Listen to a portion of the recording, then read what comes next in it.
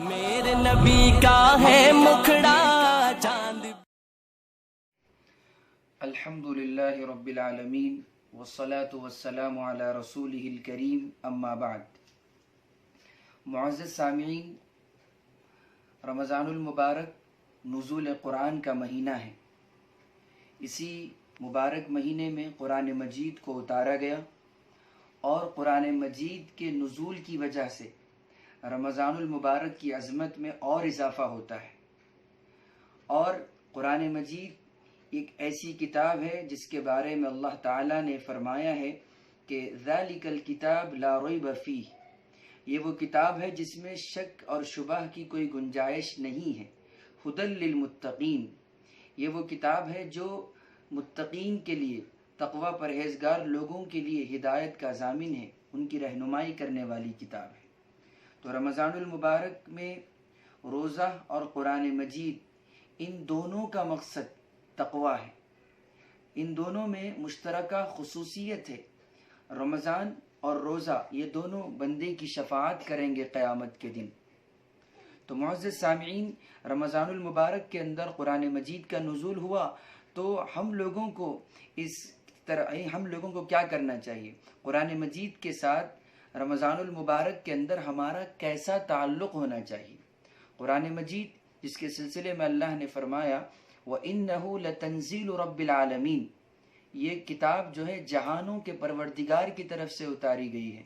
اور اس کتاب کو لانے والے کون ہیں؟ اور جس کے ذریعے سے اس کتاب کو اتارا گیا، نزل بہ الروح الامین، وہ شخص، وہ فرشتہ جو قرآن کو لے کر آیا ہے، وہ سارے فرشتوں کا سردار ہے، مقرب ہے.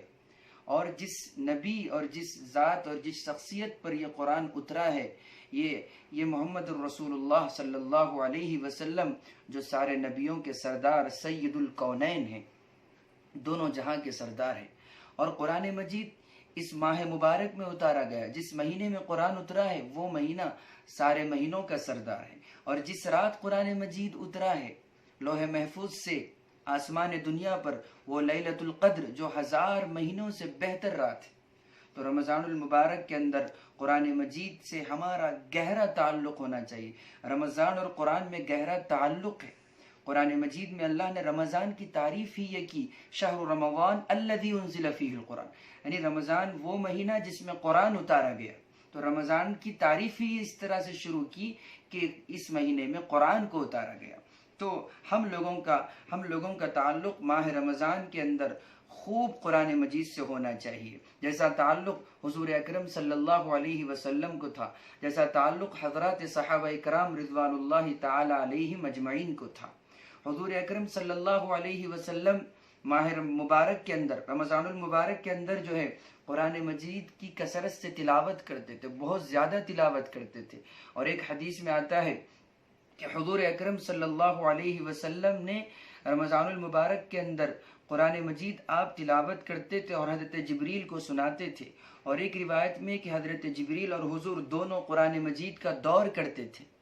اور حضور اکرم صلی اللہ علیہ وسلم نے قرآن مجید کے سلسلے میں فرمایا افضل عبادت امتی قراءۃ القرآن، میری امت کی بہترین عبادت قرآن مجید کی تلاوت ہے، اس کا پڑھنا ہے. افضل الذکر کہا گیا ہے قرآن مجید کو. تو ہم لوگوں کو چاہیے کہ ہم اس مہینے کے اندر کم از کم ایک قرآن مجید ہماری مکمل ہو. ہم ایک قرآن مجید کو پڑھیں دن کے اوقات میں جیسے جیسے وقت ملے، اور ایک قرآن مجید تراویح کے اندر سہولت ہو تو اس کا بھی اہتمام کرے. تو کوشش یہ کرے کہ قرآن مجید ہم زیادہ سے زیادہ اس مہینے کے اندر پڑھے. اور ایک حدیث میں آتا ہے قرآن مجید کے سلسلے میں حضور اکرم صلی اللہ علیہ وسلم نے فرمایا کہ قرآن مجید کے بارے میں حضرت عبداللہ ابن مسعود رضی اللہ تعالیٰ عنہ روایت کرتے ہیں کہ قرآن کا ایک حرف جس نے پڑھا اس کے لیے ایک نیکی، اور ایک نیکی جس کا ثواب 10 گنا ہے. اور حضور نے فرمایا کہ میں نہیں کہتا کہ الف لام ایک حرف ہے، بلکہ الف ایک ہے، لام ایک ہے، اور الف لام میم ایک حرف ہے، نہیں بلکہ الف ایک حرف ہے، لام ایک حرف ہے، اور میم ایک حرف ہے. تو ایک ایک حرف پر 10 نیکیاں ملتی ہیں قرآن مجید کے پڑھنے سے.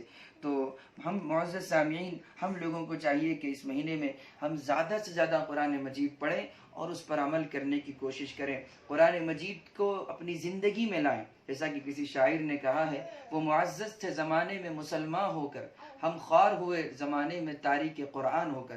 تو قرآن مجید کو اگر چھوڑیں گے تو ہم رسوا ہوں گے، کیونکہ اللہ تعالیٰ اس قرآن کے ذریعے، اس کتاب کے ذریعے سے قوموں کو بلندی عطا کرتے ہیں.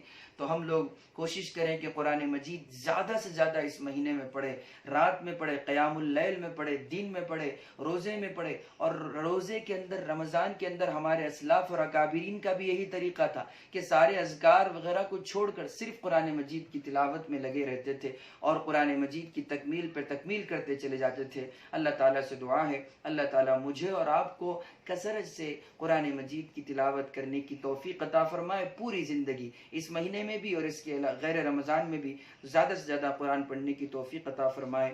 آمین. والسلام علیکم ورحمۃ اللہ وبرکاتہ. لا إله إلا الله.